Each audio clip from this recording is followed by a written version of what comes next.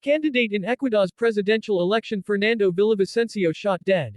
A candidate in Ecuador's forthcoming presidential election who has campaigned against corruption and gangs has been shot dead at a campaign rally. Fernando Villavicencio, a member of the country's National Assembly, was attacked as he left the event in the capital, Quito, on Wednesday.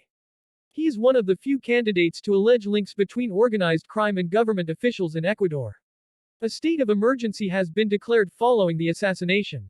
Ecuador has historically been a relatively safe and stable country in Latin America, but a recent rise in violent crime, fueled by the growing presence of drug cartels, has been a central issue in this year's presidential campaign.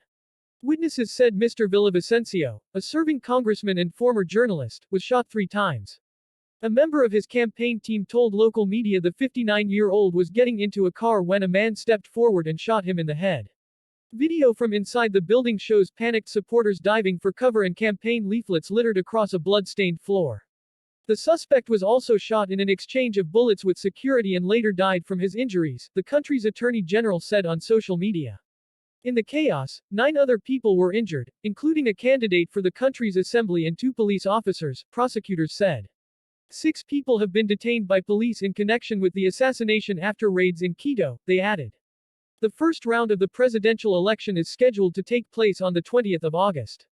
Mr. Villavicencio, who was married and had 5 children, was one of 8 candidates in the first round of the election, although he was not the frontrunner and was polling around the middle of the pack. As well as security, Mr. Villavicencio's campaign had focused on tackling corruption, a topic he had covered in an earlier career as a journalist, and reducing environmental destruction. Last week, he said he and his team had been threatened by the leader of a gang linked to drug trafficking. Current President Guillermo Lasso vowed the crime will not go unpunished.